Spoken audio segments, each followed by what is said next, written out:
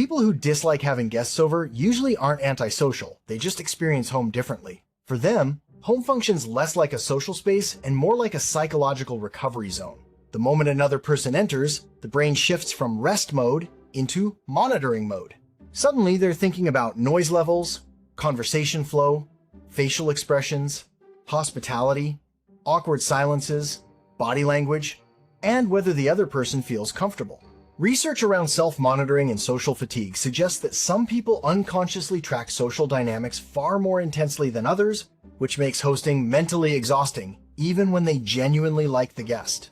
To an outside person, it looks like just hanging out. To the host, it can feel like running dozens of background processes at the same time. A major factor is overstimulation. Some people are naturally more sensitive to environmental changes, extra sounds, movement, interruptions, unpredictable conversation patterns, different energy levels, or simply another presence occupying the space. Even small things stack up psychologically. Shoes by the door, someone opening cabinets, different walking patterns, another voice in the room, a TV running in the background. Their nervous system keeps tracking all of it automatically. At someone else's house, they can relax into the role of participant, but at their own house, they feel responsible for maintaining the entire environment. Hosting stops feeling passive and starts feeling managerial. There's also a strong control component involved. Home is usually where people regulate themselves without thinking about it. The lighting, the silence, the temperature, the routines, where objects are placed, when they eat, when they stop talking, all of it creates predictability. And predictability is psychologically calming. When guests enter the space, that regulation system gets disrupted. For certain personalities, especially people with anxious or overstimulated nervous systems, the disruption feels larger than it objectively is. It's not about being dramatic. It's about cognitive load. Another layer is self-awareness and exposure. Homes contain identity clues everywhere. Habits, hobbies, financial status, cleanliness, unfinished projects, food choices, decorations, even the absence of certain things. Some people experience having guests over as a subtle form of evaluation, even if the guest is completely non-judgmental. The brain starts wondering what conclusions are being made. Is the place too messy? Too empty? Too small? Too quiet? This resembles a softer version of social anxiety, not panic, but constant self-consciousness. That's why many people over-clean before guests arrive. They're not cleaning for hygiene as much as they're trying to control perception.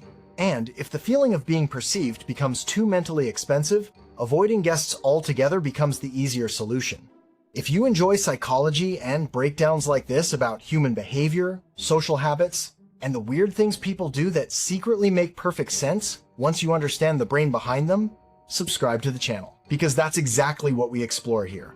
Introversion can amplify all of this, but not in the simplistic, introverts hate people sense. Introversion is more about energy economics. Social interaction drains mental energy instead of generating it. Home is usually the place where that energy gets restored. So, inviting people into the recharge environment can feel psychologically conflicting, almost like trying to recover while simultaneously performing. Even after the guest leaves, many people experience what psychologists sometimes call post-social rumination. They replay the interaction in their head, reviewing what they said, whether they acted correctly, whether the other person was bored, uncomfortable, judgmental, or disappointed.